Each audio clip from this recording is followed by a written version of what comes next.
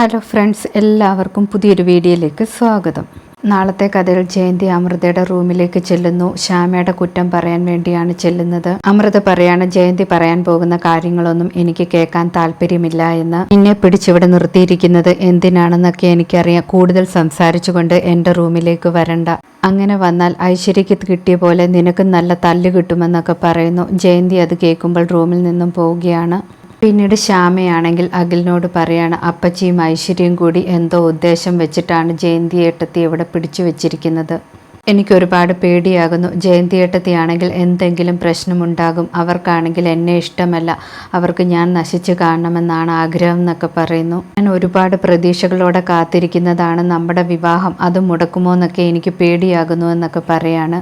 അഖിലപ്പോൾ ശ്യാമയെ ആശ്വസിപ്പിക്കുകയാണ്. താൻ പേടിക്കേണ്ട ആവശ്യമില്ല, എന്ത് പ്രശ്നം വന്നാലും ഞാൻ നോക്കിക്കൊള്ളാമെന്നൊക്കെ പറയുന്നു. അഖിലിൻ്റെ വാക്കുകൾ കേൾക്കുമ്പോൾ ശ്യാമയ്ക്ക് സമാധാനമാകുന്നു. പിന്നീട് അനുക്കുട്ടിയും കൊണ്ട് സ്കൂളിൽ പോവുകയാണ് ഓട്ടോറിക്ഷയിൽ ശ്യാമ. പോകുന്ന വഴിയാണെങ്കിൽ അശ്വതിയെ കാണുന്നുണ്ട്. ആ സമയത്ത് ഓട്ടോ നിർത്താൻ പറയുന്നു. ശ്യാമയാണെങ്കിൽ അശ്വതിയുടെ അടുത്തേക്ക് ചെല്ലുന്നു. അപ്പോൾ അശ്വതിയാണെങ്കിൽ ശ്യാമയെ കാണാത്തതുപോലെ പോവുകയാണ്. ശ്യാമ അപ്പോൾ അശ്വതിയോട് പറയുന്നുണ്ട്, എന്തിനാണ് എന്നെ കാണാത്തതുപോലെ ചേച്ചി പോകുന്നത്? എനിക്ക് ചേച്ചിയോട് സംസാരിക്കണം. ചേച്ചി എല്ലാ കാര്യങ്ങളും എന്നോട് തുറന്ന് പറയണമെന്നൊക്കെ സൂചിപ്പിക്കുകയാണ്. ചേച്ചി കാരണം എൻ്റെ ചേട്ടനും ചേട്ടത്തിയുമാണെങ്കിൽ ഭയങ്കര പ്രശ്നത്തിലാണ്. അവരുടെ കുടുംബജീവിതത്തിൽ വലിയ പ്രശ്നങ്ങളൊക്കെ ഉണ്ടാകുന്നുണ്ട്. ഇരിക്കുന്ന മോളുടെ കാര്യത്തിലും ഭയങ്കര പ്രശ്നങ്ങളൊക്കെ ഉണ്ടാകുമെന്ന് പറയുന്നു. എന്താണെങ്കിലും ഇതൊക്കെ തുറന്നു പറഞ്ഞാൽ മാത്രമേ പരിഹരിക്കാൻ പറ്റുള്ളൂ എന്ന് പറഞ്ഞിട്ട് ശ്യാമ നിർബന്ധിക്കുകയാണ്. ശ്യാമ നിർബന്ധിക്കുമ്പോൾ അശ്വതി പറയാണ്, ഞാൻ പറയാം, പക്ഷെ വേറെ ഒരാളോട് പോലും ഈ കാര്യങ്ങൾ പറയരുതെന്ന്. ശ്യാമയപ്പോൾ അഖിൽ സാറിനെയും താലിയും ഒക്കെ പിടിച്ച് സത്യം ചെയ്യുകയാണ്, ഞാൻ ഈ കാര്യം ആരോടും പറയില്ല എന്ന് പറഞ്ഞിട്ട്. അശ്വതിയാണെങ്കിൽ എല്ലാ കാര്യങ്ങളും ശ്യാമയോട് പറയുന്നു. ശ്യാമ കാര്യങ്ങളെല്ലാം കേട്ട് കഴിയുമ്പോൾ ഓർക്കുകയാണ്, എനിക്ക് ഈ കാര്യങ്ങൾ ആരോടും പറയാൻ പറ്റില്ലല്ലോ എന്ന്.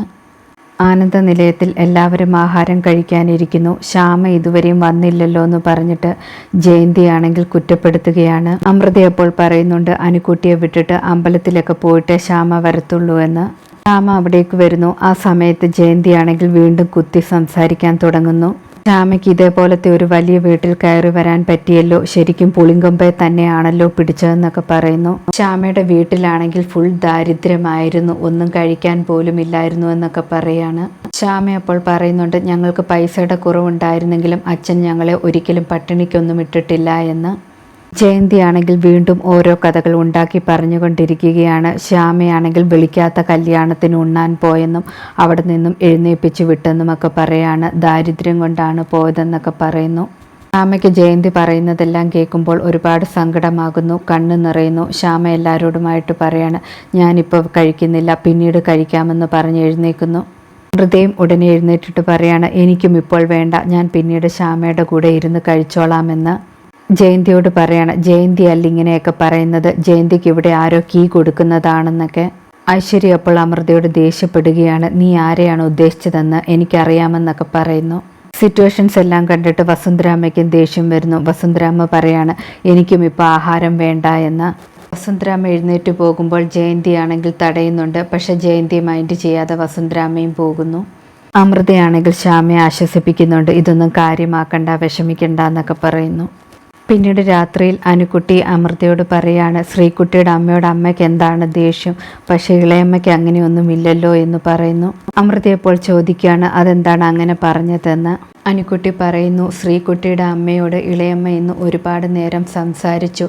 ഇളയമ്മയാണെങ്കിൽ കരയുന്നതൊക്കെ കണ്ടിട്ട് ആശ്വസിപ്പിക്കുകയും ചേർത്ത് പിടിക്കുകയൊക്കെ ചെയ്തെന്ന് പറയുകയാണ്. അമൃതയപ്പോൾ പറയാണ്, അത് ശ്രീകുട്ടിയുടെ അമ്മയല്ലായിരിക്കുമെന്ന്. അപ്പോൾ അനുക്കുട്ടി പറയാണ്, ആണ്, ഞാൻ കണ്ടതാണെന്ന്. അമൃതയപ്പോൾ ചോദിക്കുകയാണ്, അവരെന്താണ് സംസാരിച്ചതെന്ന്. അനുക്കുട്ടിയപ്പോൾ പറയാണ്, ഞാൻ കേട്ടില്ല എന്താണ് സംസാരിച്ചതെന്ന്, എന്നെ കൂടെ നിർത്തിയല്ല സംസാരിച്ചതെന്ന് പറയാണ്. അമൃതയ്ക്ക് അതൊരു ഷോക്കാകുന്നുണ്ട്. ഇതോടെ ഇന്നത്തെ കഥ അവസാനിക്കുന്നു. പുതിയ കഥയുമായി വീണ്ടും കാണാം. താങ്ക്